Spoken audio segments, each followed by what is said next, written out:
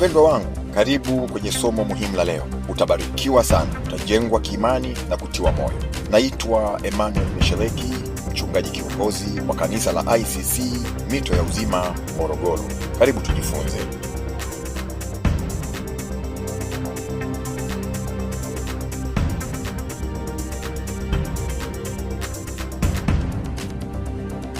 Bwana Yesu asifiwe sana. Amen. Na wasalimu kwa jina la Yesu. Nafurahi kwamba Bwana amekupa neema umefika hapa kwenye ibada nzuri hii ya leo. Bwana asifiwe. Na sasa ninapenda kumshukuru Mungu kwa ajili ya kutupa siku tena nzuri hii ya kuweza kuketi hivi na kujifunza neno la uzima. Kichwa cha semina hii ni Adamu uko wapi? Na mpaka tunakwenda kumaliza semina hii tutakuwa na vitu muhimu 9. Cha kwanza, maana ya uinjilisti. Jambo la pili, tutaongelea chanzo cha uinjilisti, kwa maana ya kwamba mwinjilisti wa kwanza ni Mungu Baba. 3, tutaangalia ujumbe wa uinjilisti, the content of evangelism. Tutaona kwamba ni Yesu peke yake. Jambo la 4, tutaangalia nguvu ya uinjilisti, na hiyo tutaiona kwamba inatoka kwa Roho Mtakatifu. Nguvu ya uinjilisti inapatikana kwa Roho Mtakatifu. Jambo la 5, tutaangalia chombo cha uinjilisti, the vessel for evangelism, na hiyo tutaona kwamba ni kila anayemwamini Yesu Kristo, kila mwamini. Kanisa ndio chombo kwa ajili ya uinjilisti. Namba 6, tutaangalia nishati kwa ajili ya uinjilisti. Nishati ya uinjilisti, the fuel for evangelism, tutaona ni maombi na kufunga. Maombi pamoja na kufunga ndio nishati kwa ajili ya uinjilisti. Alafu namba 7, kwenye somo hili tutaona kwamba uwanja, the field for evangelism, uwanja au shamba kwa ajili ya uinjilisti, nayo tutaona ni watu wote wa mataifa yote, lugha zote, makabila yote. Popote penye mtu, huo ni uwanja kwa ajili ya kufanya uinjilisti. Jambo la 8, tutaona kwamba hatima au timilifu au kukamilika kwa uinjilisti. Uinjilisti utakamilika na kumalizika na kuwa concluded lini? Ni wakati wa parapanda ya unyakuo. Hapo ndio uinjilisti, hutaona tena yeyote akiinjilisha wala kuinjilishwa. Ukurasa unafungwa hapo. Alafu namba 9 na mwisho, kwa sababu nimeandaa vitu vya muhimu 9. Jambo la 9 la mwisho na linahusu wito wa Mungu wa udharura wa kulea waongofu wapya. Udharura wa kulea waongofu wapya. Mungu ametuita tena kwa udharura kulea waongofu wapya. Tukishawafanya uinjilisti, matunda yanapatikana, mavuno yanapatikana. Sasa Mungu ametuita tena kwa udharura. Alisema tuzae matunda na matunda yetu yapate kukaa. Kwa hiyo ni muhimu. Hiyo tutaishughulikia kwa neema ya Bwana kwa kadiri tunavyokwenda. Jamani, Bwana Yesu asifiwe. Naomba unisaidie kumsalimia jirani yako tena kushoto na kulia. Mkaribishe kwenye ibada nzuri hii.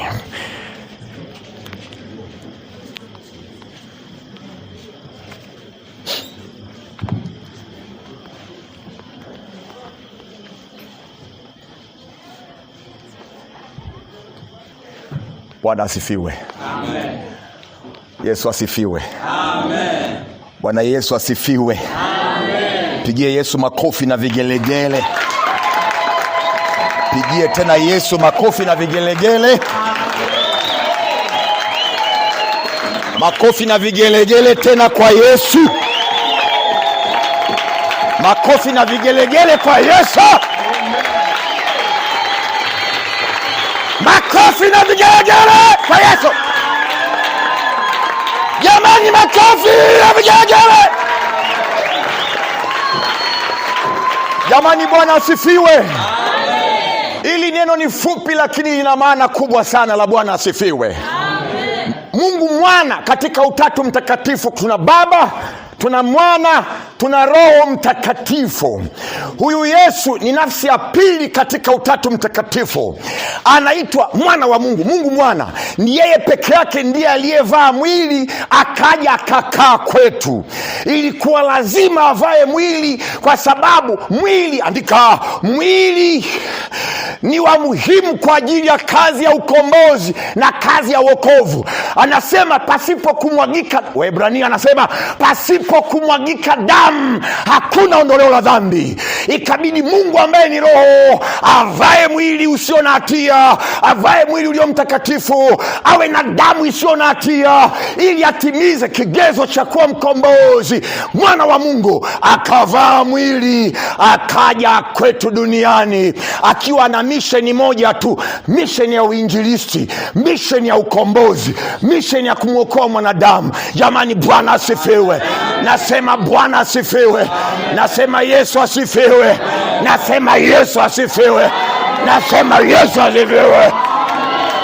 Akavaa mwili akutafute wewe akupate. Amen. Ili uwe mkombozi lazima utimize vigezo vifuatavyo. Andika. Namba 1, lazima uwe ndugu wa karibu wa hao unaoenda kuwakomboa. Mungu ni Roho. Sasa anakuja kwetu ambao ni mwili. Ikabidi Mungu ambaye ni Roho avae mwili kama wa kwetu, ili apate atimize kigezo cha kwanza cha kuwa mkombozi, kuvaa mwili. Yani Biblia inasema akafanyika ndugu yetu wa karibu. Yani ili uwe mkombozi lazima utimize kigezo cha kwanza, uwe ndugu wa karibu wa hao unaoenda kuwakomboa. Mungu ambaye ni Roho akavaa mwili kama wa kwetu, akafanyika ndugu yetu wa karibu. Jamani, Bwana Yesu asifiwe. Kigezo cha pili, ili uwe mkombozi lazima uwe na damu isiyo na hatia. Lazima uwe na damu isiyo na hatia. Yesu akazaliwa, mimba ya Yesu ndani ya tumbo la Bikira Mariamu, maandiko yanasema ilitungwa kwa uwezo wa Roho Mtakatifu. Hakukuwa na ile njia ya kawaida ya wanadamu kuzaliana ya tendo la ndoa kati ya mume na mke. Hapana, ile mimba ilitungwa kwa uwezo wa nguvu za Roho Mtakatifu. Na kwa sababu hiyo Yesu Kristo alipovaa mwili kama wa kwako na wa kwangu, hakuwa na hata chembe ya historia au chembe yoyote ya dhambi. Hakuwa na chembe yoyote ya unajisi ambao sisi tunao. Yeye amevaa mwili ulio safi kabisa. Jamani, Bwana Yesu asifiwe sana. Kigezo cha tatu, ili uwe mkombozi lazima uwe na uwezo wa kufa na kufufuka. Neta mchezo hapa. Jamani, Bwana asifiwe. Huwezi kuwa mkombozi kama una uwezo wa kufa. Lazima ufe kwanza, alafu lazima ufufuke. Na hicho kigezo ametimiza Yesu peke yake. Tunaposema Yesu asifiwe ndio uelewe maana yake ni nini. Akatimiza kigezo cha tatu cha kuwa mkombozi wetu. Ni nini hicho nimesema? Uwezo wa nini jamani? Wa kufa na kufufuka. Kigezo cha 4 na cha mwisho, ili uweze kuwa mkombozi lazima ukifufuka usife tena. Usife tena. Jamani, Bwana asifiwe. Utachunguza mbinguni kote, duniani mpaka kuzimu, amna yeyote mwenye sifa hizo. Ni mmoja tu. Jamani, Bwana asifiwe. Ni huyu Yesu peke yake ambaye tunampeleka ihanja. Tunampeleka ihanja Yesu wa namna hii. Jamani, Bwana asifiwe. Tunampeleka mkombozi wa ulimwengu ihanja. Amen. Jamani, Yesu asifiwe. Amen. Iyo amina. Jamani, Bwana Yesu asifiwe. Tunampeleka huyu mkombozi mwenye sifa hizi. Watanisamehe, Muhammad hana sifa hizi. Sijatukana, sijabeza, ndio ukweli. Hana. Buddha hana. Amna yeyote, nitajie kama kuna yeyote mwenye sifa hizi 4, niletewe tuone. Tumpime kwenye mzania. Najua hawana. Amen. Sema ni Yesu peke yake. Yes. Sema ni Yesu peke yake. Yes. na ndiye huyu tunampeleka Ihanja kwenye mji wa Ikungi, mkoa wa Singida. Jamani, Bwana asifiwe. Nasema Bwana asifiwe. Kwa hiyo mpendwa, usitembee mabega umeshusha Bwana. Tunampeleka Yesu ambaye hafanani na yeyote mwingine. Tunampeleka mkombozi wa ulimwengu kule. Amen. Na wanahitaji hilo sana. Wale wana njaa, wana kiu, wako uchi, wana mashaka mengi, wamepotea, wanasubiria neno moja kutoka kwako ili maisha yao yageuzwe kabisa. Na nakwambia wiki ile itakuwa ya moto. Jamani, Bwana asifiwe. Ile wiki pale Ihanja ni ya moto. Ni ya moto ile wiki pale. Na mbinguni pamechangamka. Pamechangamka mbingu. Na hatuendi peke yetu. Baba Mungu atakuwa pamoja nasi. Na Yesu huyu yuko pamoja nasi. Na alisema ukiwa unafanya kazi ya uinjilisti, mimi nitakuwa pamoja nawe mpaka ukamilifu wa dahari. Kumbuka agizo kuu, ahadi ya kuwa na wewe siku zote mpaka ukamilifu wa dahari haipo unapoimba nyimbo. Haipo huko. Tuambiane ukweli. Hiyo ahadi kwamba nitakuwa pamoja nanyi mpaka ukamilifu wa dahari haipo unapoimba pambio. Hiyo ahadi inakuwa na nguvu unapofanya kazi ya uinjilisti. Jamani, Bwana Yesu asifiwe. Amesema kwenye Mathayo sura ile ya 28 mstari wa 19, enendeni mkawafanye mataifa yote kwa wanafunzi wangu, mkiwabatiza kwa jina la Baba na la Mwana na Roho Mtakatifu, na kuwafundisha yote ninayoamuru ninyi, na tazama mimi niko pamoja nanyi hadi ukamilifu wa dahari. Hiyo nipo pamoja nanyi mpaka ukamilifu wa dahari imekuwa linked directly na kazi ya kuinjilisha. Amen. Jamani, Bwana Yesu asifiwe. Lazima tuelewe maandiko katika muktadha wake. Kwenye muktadha wake. Tulimaliza namba 1 jana kati ya mambo 9, 1 tumemaliza. Tukaanza na jambo la pili pia. Jambo la pili kwa ni nini? Chanzo cha uinjilisti. The source of evangelism. Na tuliongea mambo mengi sana. Kimsingi nilikuwa mwishoni kuconclude eneo hilo. Tukasema maandiko yanaweka wazi kwamba mwinjilisti wa kwanza ni Mungu Baba mwenyewe wa mbinguni. Mwinjilisti wa kwanza ni Baba wa mbinguni. Alafu Yesu akapokea hiyo, akaifanya kwa uaminifu, na Mungu wa Baba akafurahishwa, na Yesu akatuachia huduma hiyo, nasi tumeipokea. Kila anayekwenda Ihanja wiki hii, maana yake amekubali ule wito ambao tumeachiwa wa kwenda ulimwenguni kote na kuyafanya mataifa kwa wanafunzi wa Yesu.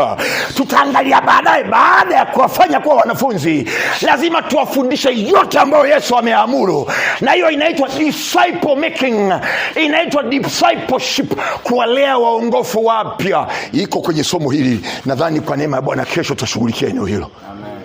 Bwana Yesu asifiwe. Amen. Bwana Yesu asifiwe. Amen. Nasema Yesu asifiwe. Amen. Kwa nini Baba anahubiri Injili?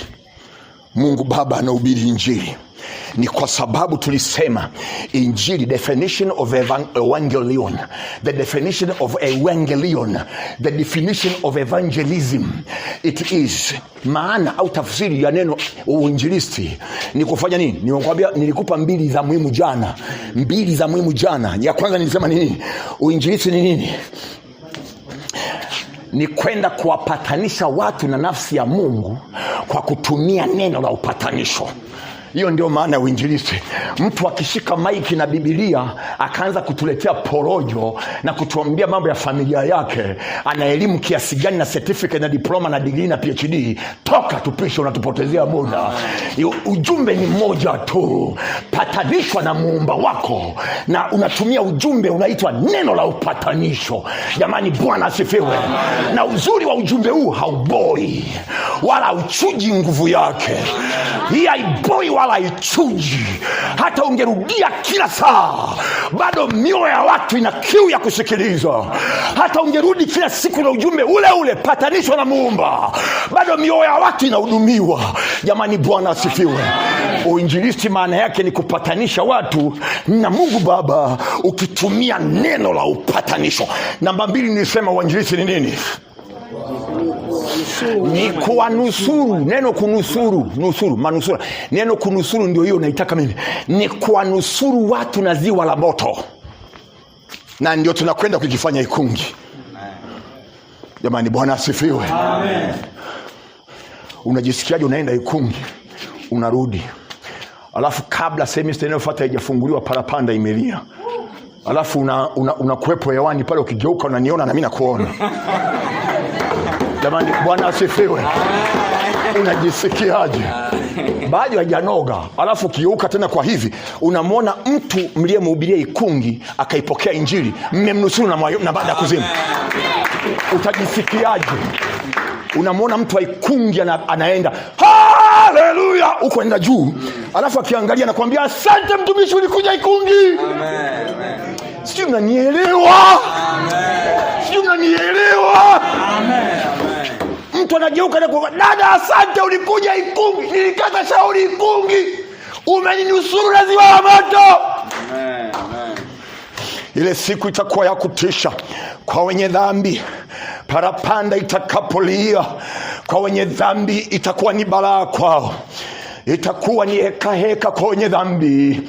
Itakuwa ni kilio. Wengi watatamani wasingezaliwa, kwa sababu wakigundua walokole tumeondoka. Na tukiondoka tunaondoka na Roho Mtakatifu. Yule ambaye likihubiriwa neno, Roho Mtakatifu analitia utamu, analichukua neno la mhubiri. Nisikilize nikwambie kitu kimoja.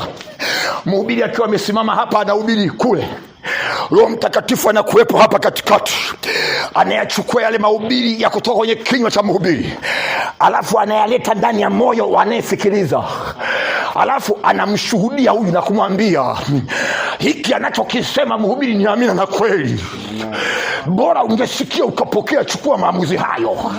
Roho Mtakatifu anakuwa kwenye business ya hatari ya kufafanua yale maneno ya uzima unayosema mhubiri.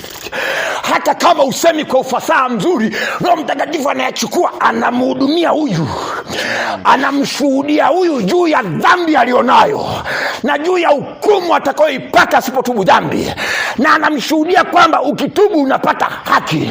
Anashuhudia juu ya dhambi, haki na hukumu. Dhambi, haki na hukumu. Dhambi, haki na hukumu, kwamba una dhambi wewe, inatakiwa utubu, uhesabiwe haki, la sivyo utahukumiwa. Jamani, Bwana Yesu atusaidie. Nasema Yesu atusaidie. Amen. Nasema Yesu atusaidie. Amen. Ndio maana baba mwenyewe akaanza kuhubiri, akampa Yesu. Yesu ametupatia sie. Jana tuligusia kidogo watu wetu wawili kwenye Biblia. Luka sura ya 16, unakumbuka? Luka sura ya 19 kuanzia ya 16, kuanzia mstari wa 19 mpaka mwisho wa ile sura yote ni habari ya visa vya watu wawili. Mmoja anaitwa maskini Lazaro, mwingine anaitwa tajiri. Alidharauliwa maskini Lazaro kwa sababu ni masikini, alikuwa hana pesa ya kujitibu. Anasema Biblia alikuwa anaumwa, anaugua na vidonda vya muda mrefu, lakini alikuwa anaokoteza makombo kwenye meza ya mfalme. Yule tajiri anakula paja la kuku minofu, anatupa ule mfupa. Masikini pale anagombania mfupa wa kuku kutoka kwenye mdomo wa tajiri, anaugombania na mbwa. Yani akiwahi yeye anasema Mungu asante, leo ndio nimpata riziki. Mbwa akiwahi anasema basi Mungu nikumbuke Mungu, udondoshe mfupa mwingine. Masikini Lazaro, watu walikuwa na mbeza na kumkataa na kumchukia, na nuka usaha wa vidonda, damu, vidonda vinatoa usaha na damu. Hamna mtu anataka kumpa mkono amsalimie, kwa sababu huo mkono una usaha mpaka umegandia. Masikini Lazaro. Lakini kuna jambo moja, huyu masikini ambaye hana elimu kutoka Sokoine University of Agriculture, wala hana pesa, hana nyumba, hana chochote, alikuwa na jambo moja lenye thamani kubwa sana. Masikini Lazaro alikuwa na Mungu moyoni mwake. Kuna mtu mmoja nafikiri alimfuata Lazaro akamwambia, Lazaro, give your life to God. Lazaro katika umaskini akasema niko tayari. Wakati anafanyika hayo watu hawakuwepo. Ni kama wewe ulivyookolewa, ulivyotubu, mimi sikuwepo, lakini leo uko hapa. Kuna mtu Ikungi ana njaa pale Ihanja, anasubiria wewe uende ili maisha yake yabadilike. Ukienda nyumbani wakati watu wanaenda motoni, inasaidia nini? Unaenda kupumzika nyumbani na kustarehe na familia familia, unaita vacation, unaita holiday, wakati watu wanakwenda motoni. Hiyo wala hainisaidii mimi, na sikuelewi hata kidogo, na muda umeisha. Moja kati ya siku hizi mbele yetu, parapanda italia, na waliokufa katika Bwana watafufuliwa, nasi tutakaokutwa tukiwa hai tutanyakuliwa pamoja nao ili kwenda kumlaki Yesu mawinguni. Farijianeni kwa maneno hayo, farijianeni kwa maneno hayo, farijianeni kwa maneno hayo, farijianeni kwa maneno hayo, farijianeni kwa maneno hayo, farijianeni kwa maneno hayo. Jamani, Bwana Yesu asifiwe. Yawezekana Ikungi, Ihanje ikawa ndio outreach mission yetu ya mwisho. Who knows? Hatujui ya kesho yetu. Twendeni Ikungi, twendeni jamani. Bwana asifiwe. Twendeni. Huyu atashika hapo, huyu atashika kile, huyu atawasha moto, huyu atateka maji, huyu atasimama jukwani kuhubiri. Kwa pamoja ni timu moja, tunafanya kazi moja. Twendeni. Wengine watakuwa kwenye maombi, na twendeni jamani. Bwana asifiwe. Kuna mwanamke kule anamhitaji Yesu. Twendeni tukampelekee Yesu huyo. Mtu mmoja tukienda Ihanja tukampata mtu mmoja, tumefanikiwa sana. Amen. Kwa sababu maandiko yanasema mbingu inasimamisha kazi zake na kustop kila kitu mwenye dhambi mmoja akitubu. Mbingu inaheshimu mmoja, one person, one soul. Ihanja tukipata mmoja tu, mimi natosha. Na mimi sioni mmoja, naona wengi tu. Jamani, Bwana asifiwe. Mimi naona wengi. Twendeni tukaoteshe mbegu njema. Nikasema maandiko na yasoma na shangaa kwamba walipokufa maskini Lazaro, kwa sababu mambo ya duniani haya ambayo tajiri alikuwa nayo hakuwa nayo yeye. Inasema Biblia hakuna wokovu kwenye mali nyingi. Kuwa na mali na utajiri hakumuokoi mtu. Nikisikia mhubiri anahubiri kwa habari ya kufanikiwa, mimi roho yangu inauma. Mhubiri unapoteza muda, unawapotezea wapi watu Yesu. Amen. Yesu ni mambo yote katika yote. Amen. Ukimpata Yesu umepata vyote. Amen. Jamani, Bwana Yesu asifiwe. Amen. Tuwape watu Yesu. Tuhamasishe watu waokoke, wampe Yesu maisha yao. Amen. Mambo ya pesa na mali na majumba na elimu, siko kinyume na kuyapata hayo, lakini yaje Mungu ayalete. Lakini kipaumbele kiwe kumpata Yesu. Kipaumbele uwe ni wokovu. Kipaumbele kusamehewa dhambi, kutubu, jina la mtu liandikwe kwenye kitabu cha uzima cha mwana kondoo. Jamani, Bwana Yesu asifiwe. Huo ndio utajiri kupita utajiri wote. Ndio heshima kuliko heshima zote, kuokoka, kuwa na Yesu. Mimi nimezika watu mpaka maarufu kama kwenye uchungaji huu. Kwenye uchungaji nimezika watu. Unamwangalia pale naendesha ibada ya mazishi, alafu jeneza la mamilioni. Unamwangalia yule ndugu, magorofa aliyoyaacha, magari aliyoyaacha, makampuni aliyoyaacha, heshima aliyoiacha. Unaangalia, na baki kusema Mungu mimi sijui. Naomba tu huyu alimalizia akiwa ameokoka. Yale magorofa kipindia isaidii mtu. Na zile pesa na account kwenye bank account, mapesa kwenye bank account hayasaidii saa hiyo. Lakini angalia, mtu aliyeokoka hata kama anaishi nyumba ya kupanga, mheshimu huyo mtu. Amen. Aliyeokoka hata kama ajui mheshimu huyo mtu. Unanielewa ninachokisema? Amen. Na unaelewa ninachokisema Amen. Yesu, tupeleke Yesu kule. Tukamhubiri Yesu kule. Wanamtaka Yesu watu. Anataka Yesu watu. Alipokufa, niliwaambia jana, malaika wakatumwa na Bwana Mungu wakampokea maskini Lazaro. Gwaride la malaika wa mbinguni likampokea, likampeleka kwa heshima mpaka paradiso, mahali wanapopumzika waliokufa katika Bwana. Akaenda kakaa sehemu yenye ubaridi mzuri, kiyoyozi cha mbinguni. Acha kiyoyozi kenu kapale kwenu kale. Mnamuita fundi kila siku anasafisha filter. Fundi njoo safisha filter tupate kiyoyozi vizuri.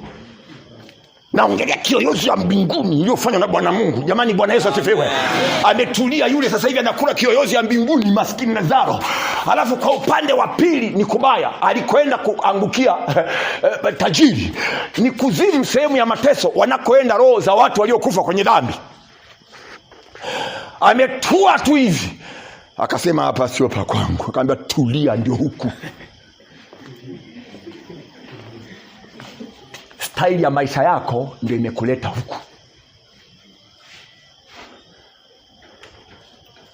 Kuhonga hawezi kwa sababu kule hamna hela. Namshukuru Mungu hamna hela kule. Kuhonga huwezi. Umeacha kila kitu duniani. Niliwaambia jana, mwanaume akapiga yo. Nasema mwanaume ukulia inakuwa sio nzuri jamani, sio. Lakini mwanaume alipiga nduru. Akasema, "Baba Ibrahimu." Ibrahimu akageuka akasema hivi huyu afahamu protocol ya huku? Ukiwa huku itiiti watu. Itiiti. Kwa sababu maandiko yanasema. Ibrahimu akamwambia, kwa sababu alisema, "Baba Ibrahimu, mtume Lazaro achovye ncha ya kidole chake kwenye maji, andondoshe mie kwenye ulimi wangu, amburudishe na kiu. Nateseka na kiu." Ibrahimu akamwambia, "Wewe ulikula mema yako duniani, sasa hivi ni wakati wa Lazaro, naye anapata mema yake huko." Akaona hiyo imepanguliwa. Akasema, Ibrahimu baba. Nani anaweza kaongea na huyo amwambie hili kitu aache huku? Baba Ibrahimu, mwanaume huyo. Tena alikuwa tajiri. Baba. Mtume Lazaro aende duniani na ndugu zangu 5 akawahubirie ili na wao wasije huku mahali pa mateso. Ibrahimu akamwambia, "Sikiliza, huko duniani kuna akina Musa na manabii, wawasikilize wao." Kimsingi alikuwa anasema huko duniani kuna UPSF, muwasikilize.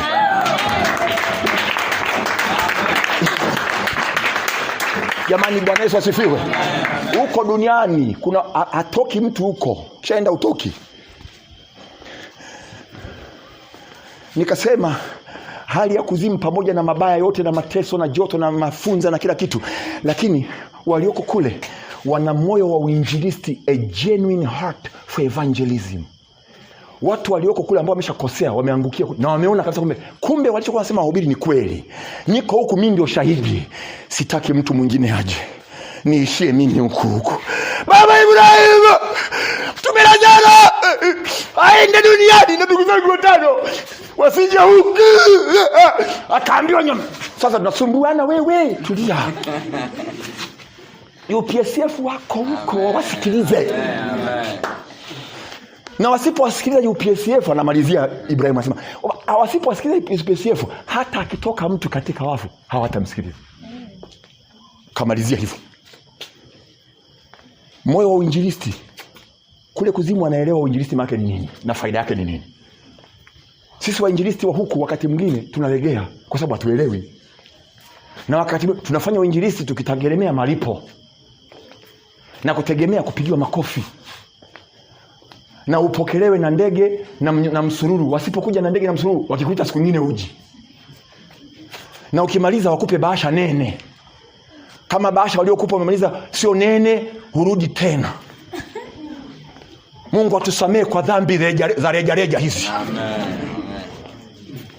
Wale wanapiga uinjilisti na wanakiu, hawataki watu waende motoni. Yaani walioko tayari kule kwenye jehanamu wanateseka, hawataki mtu mwingine mmoja aongezeke.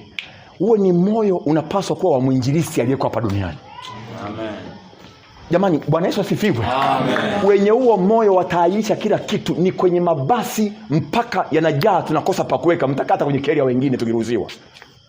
Wenye moyo kwamba sitamani hata mmoja aende motoni, ndio tutaenda huko. Sura ya 5 anza mstari wa 17 hadi 20. Hapo inathibitisha kwamba Mungu Baba ndiye mwinjilisti wa kwanza, na akaifanya hiyo kazi akiwa ndani ya Yesu. Alafu Yesu akatupa hiyo huduma ya upatanisho. Na ndio maana ya uinjilisti. Naomba asome mtu kwa haraka, nitashukuru kweli kweli. Wakorintho wa pili sura ile ya 5 na mstari kwanza wa 17 kabla mstari wa 20 ule. Kuanzia 17 Biblia inasema, basi sisi ni wajumbe. Hata imekuwa mtu akiwa ndani ya Kristo amekuwa kiumbe kipya. Ya kale yamepita, tazama amekuwa mapya. Lakini vyote pia vyatokana na Mungu. Ndio aliyetupatanisha sisi na nafsi yake. Sikia. Mungu aliyetupatanisha sisi na nafsi yake. Mungu ndio mwinjilisti wa kwanza. Amen. Alikuwa anafanya kazi ya kutupatanisha sisi na nafsi yake. Amen. Kupitia Kristo. Tuendelee mbele. Naye alitupa huduma ya upatanisho. Naye huyo Mungu ametupa huduma ya upatanisho. Endelea. Yaani Mungu alikuwa ndani ya Kristo. Akiupatanisha ulimwengu na nafsi yake. Asiwahesabie makosa yao. Naye huyo Mungu ametia ndani yetu neno la upatanisho. Andika neno la upatanisho. That is the message of an evangelist.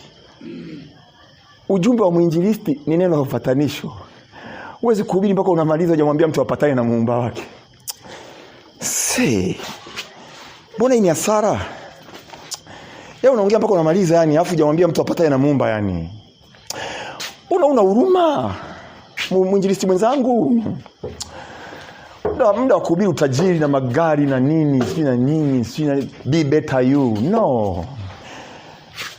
Be better you. Huwezi kujiboresha. Hamna hata mtu anaweza kuongeza hata unywele mmoja kwenye kichwa chake. Biblia inasema hivyo. Jamani, Bwana Yesu asifiwe. Haya mahubiri ya kuhamasisha watu watajirike, wawe na mali, wawe si na nini, wawe si na hiki na kile na kile na kile. Hatuwapi injili ya upatanisho. Tunawadhulumu watu. Tunawapotezea muda, tunawadhulumu watu mida yao. Tunawadhulumu. Biblia inasema tafuteni kwanza ufalme wa Mungu na haki yake, na haya mengine yote mtazidishiwa. Tunageuza. Tunawaambia watu tafuteni kila kitu, mali, utajiri, heshima na utukufu. Alafu kama kanafasi katabakia, try Jesus. Shindwa katika jina la Yesu Kristo mwinjilisti wa namna hiyo. Tunatafuta ufalme wa Mungu kwanza na haki yake. Hiyo ndio namna ya kuseti our priorities. Jamani, Bwana asifiwe. Haya mambo mengine yanasaidia mwili wa nje tu. Mali, utajiri, heshima na pesa na nini, inaipa mwili tu unafuu wa muda mfupi hapa duniani, wakati roho ya mtu inakwenda milele motoni. Injili inampa uponyaji mtu kwenye roho yake milele. After all, tukifa hii miili hatuendi nayo mbinguni. Ndio ninachomshukuria Mungu. Amen. We kula nyama na maini, mimi nile msusa na dagaa tena wa mchuzi nyingi. Sinaenda kwenye mwili Tukivuliwa hii miili, aliyekula dagaa na aliyekula maini, miili inabaki mavumbini. Tutaheshimiana kule mbele. Tunapewa miili ya utukufu inayofanana wote. Utajua aliyekula dagaa ni nani? Mpigie Yesu makofi mpaka hapo.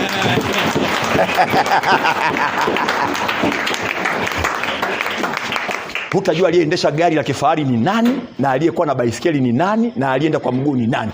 Tukifika kule tunafanana wote. Hapo si ndio Mungu amefanya vizuri hapo? Amen.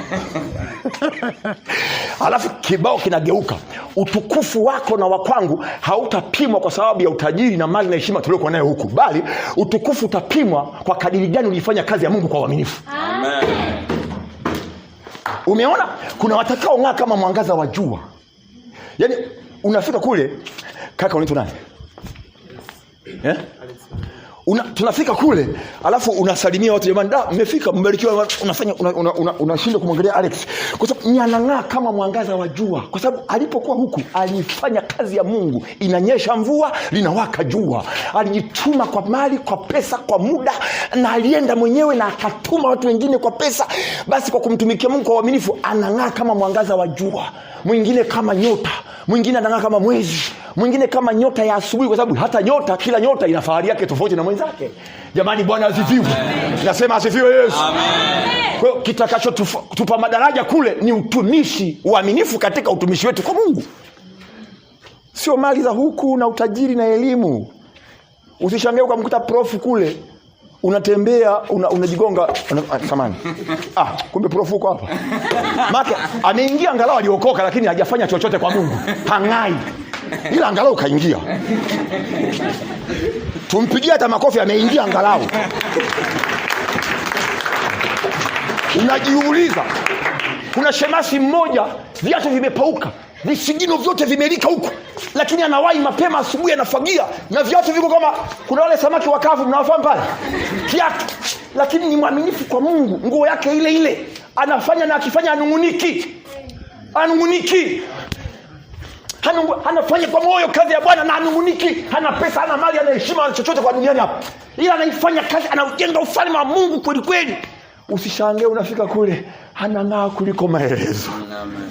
Jamani, Bwana Yesu asifiwe. Tuifanyeni kazi ya Mungu, twendeni hanja. Malizia mtumishi wa Bwana. Sura 20. Basi tu wajumbe kwa ajili ya Kristo.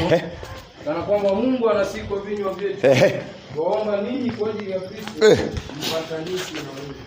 Twawaomba, tunawaambia ihanja, twawaomba ninyi ihanja kwa ajili tu ya Kristo, mpatanishwe na Mungu. Hebu sema hayo maneno. Twawaomba nyie ihanja kwa ajili tu ya Kristo, mpatanishwe na Mungu. Sema tena, twawaomba ninyi ihanja kwa ajili tu ya Kristo, mpatanishwe na Mungu. Tunakwenda kufanya hiyo kazi huko. Jamani, Bwana Yesu asifiwe. Jamani, Bwana asifiwe. Jambo la tatu hapa, jambo la tatu ni ujumbe wa uinjilisti, the content of evangelism.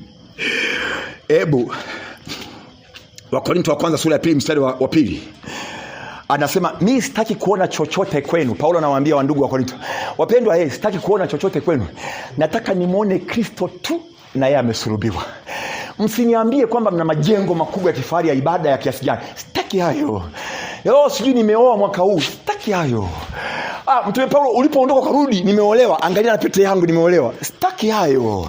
Kama kuna kitu kimoja nahitaji kukiona kwenu, niwaone mmejaa Yesu kweli kweli, mmejaa Kristo aliyesulubiwa. Jamani, Bwana Yesu asifiwe. Hicho ndicho jamani, Yesu ndiye ujumbe wetu.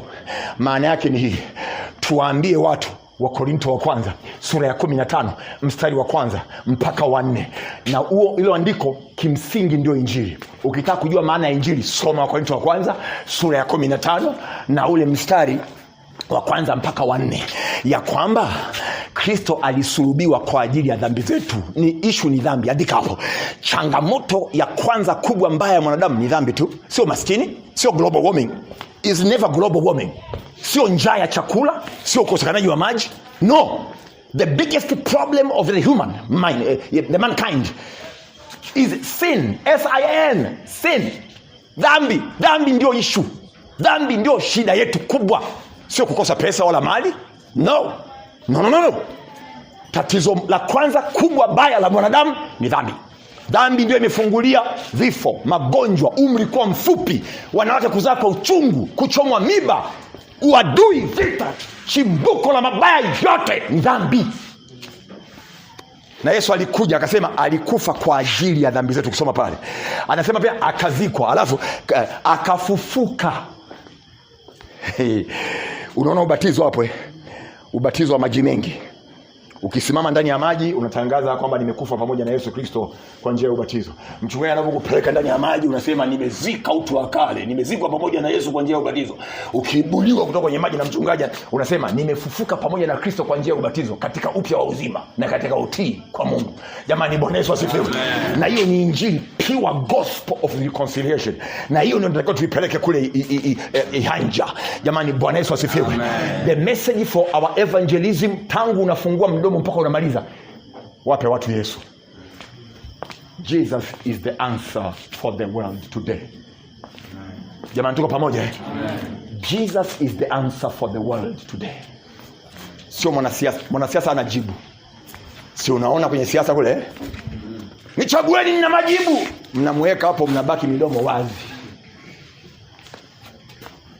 Wasomi hawana jibu. Mimi siwadharau wasomi, lakini hawana majibu. Sayansi haina jibu. Sidharau sayansi, na mimi mwanasayansi mwenzenu. Hakuna chenye jibu kwenye maisha ni Yesu peke yake. Tumpeleke Yesu. Amen. Jamani, tumpeleke Yesu. Amen. Tumpeleke Yesu. Amen. Jambo la 4, nguvu ya uinjilisti tunaipata hatuwezi kwa nguvu zetu. The power of evangelism is coming from the Holy Spirit himself. Is coming from the Holy Spirit. The Bible says, and you shall receive power when the Holy Spirit comes upon you, and you shall be my witnesses in all Jerusalem and Judea and Samaria, even at the uttermost part of the world. Na hapa ni muhimu tuelewe, Roho Mtakatifu sio nguvu. Andika kwanza hiyo. Andika mwanangu eti Roho Mtakatifu sio nguvu. Bali Roho Mtakatifu ni nafsi hai ya Mungu. Roho Mtakatifu ni Mungu, ni nafsi hai, ni Mungu. Na sifa ya nafsi hai inasikia, inazungumza, inajongea, inafundisha. Na ili kitu kiitwe nafsi hai lazima kiwe na hizo sifa, tabia hizo: kusikia, kuona, kunusa, kuzungumza, kuhuzunika, kufurahi. Chochote kenye hizo sifa kinaitwa nafsi hai. Kwa Roho Mtakatifu sio nguvu. Yeye ni Mungu, ni nafsi hai ya Mungu. Na yeye ndiye anayezalisha nguvu na kumpatia mtumishi. Jamani, Bwana Yesu asifiwe. Tungekuwa tunaongelea biology, tungesema katika mwili wa binadamu kwenye seli, tumeenda biology seli. Alafu kwenye seli kuna vitu vingi ikiwepo nucleus, lakini kuna kitu cha muhimu kinaitwa mitochondria. Nafikiri naikumbuka hiyo mitochondria, jina lingine la mitochondria is the powerhouse of the body. Jamani, tuko pamoja Ni kile kwenye seli ambacho ndio kinazalisha nguvu. Jamani, Bwana Yesu asifiwe. Kwa hiyo tukiongea kwa lugha ya kibinadamu, Roho Mtakatifu sio nguvu, bali yeye ndiye anayezalisha nguvu. Akisha kuwepo yeye anazalisha nguvu. Ukienda kuinjilisha unaenda kwa nguvu ya Roho Mtakatifu. Jamani, Bwana Yesu asifiwe. Kwa hiyo tukae vizuri na Roho Mtakatifu, tusimhuzunishe, kwa sababu nguvu ya uinjilisti inatoka kwake. Utasoma hiyo Matendo ya Mitume sura ya 1 mstari wa 8, Warumi 15:19. Jambo la 5, chombo kwa ajili ya uinjilisti. Naenda kwa haraka hivi kwa sababu tayari notes hizi zimeshagawanywa huko, na viongozi watafanya namna fulani na mtapata. Na watakao kosa kwenye website ya kanisa ipo, tutaiweka kule kwenye website ya kanisa, kila mtu ana download kwa wakati wake. Jamani, Bwana Yesu asifiwe. Chombo kwa ajili ya uinjilisti ni wewe na mimi, ni kanisa, ni waumini, sisi ambao tumepata kumjua Yesu. Ndio chombo kwa ajili ya uinjilisti. Chombo kwa ajili ya uinjilisti. Mathayo 5:16, Waefeso 4:12. Jambo la 6, nishati au fuel kwa ajili ya uinjilisti. Hata kama gari ni jipya, pikipiki ni mpya, au helicopter, ndege, chochote ni kipya, alafu hakina fuel na upya wake, is good for nothing. Fuel. Kwa hiyo ukiona viongozi wetu wanakuhamasisha twende, mjitie nguvu, twende Carmel, tuombe, tufunge, we are fueling ourselves. Tunajaza matenki yetu sawa sawa. Amen. Jamani, Bwana Yesu asifiwe. Kwa sababu nishati kwa ajili ya kazi ya Mungu ni maombi na kufunga. Nje ya hapo tutakuwa madebe matupu, hayaachi kutika. Ukiona mpaka Yesu mwana wa Mungu alikuwa busy, ratiba ya kuomba uivurugi, uelewe maana ya maombi. Kwa sababu tu alikuwa amevaa mwili kama wa kwetu, lazima aombe. Kwa sababu nini? Maombi ni nishati kwa ajili ya kazi ya huduma, kwa ajili ya uinjilisti. Namba 7, uwanja au shamba kwa ajili ya uinjilisti ni wanadamu wote. Popote palipo mtu, kwenye hostel, kwenye mabweni huko, njiani, this time around ni hanja. Amen. Jamani, Bwana Yesu asifiwe. Tunakwenda field. na hii field ina malipo ya milele. Field ya kwenye somo lako ni nzuri, itakusaidia tu kuja kupata ufaulu na baadaye certificate. It's good. Lakini haya yote yanakuja kushia jamani, yanatusaidia hapa tu. Ni hapa, as long as we live yatatusaidia. Lakini maisha baada ya haya, utashangaa field hii ya outreach na inreach. Unaenda field, zile marks zinatunzwa forever. Matokeo yako, bidii yako, juhudi yako, muda wako unatunzwa na Mungu forever. Haina expire date hiyo. Twendeni field hanja. Jamani, Bwana asifiwe. Baada ya kusema hayo, andika Mathayo 28:19, lakini pia uongeza Ufunuo wa Yohana 7:9. Baba, kwa mamlaka ya jina la Yesu, asante kwa ajili ya siku nzuri ya leo. Asante kwa sababu ya neema yako. Asante kwa sababu ya wanafunzi. Mpendwa wangu, natumaini umebarikiwa sana leo. Ukihitaji somo hili pamoja na masomo mengine mengi mazuri, wasiliana nasi kwa namba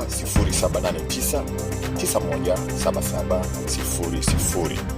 Pia tembelea YouTube channel yetu yenye jina la ICC Mito ya Uzima. Tuonane wakati mwingine, Mungu akipenda. Ubarikiwe.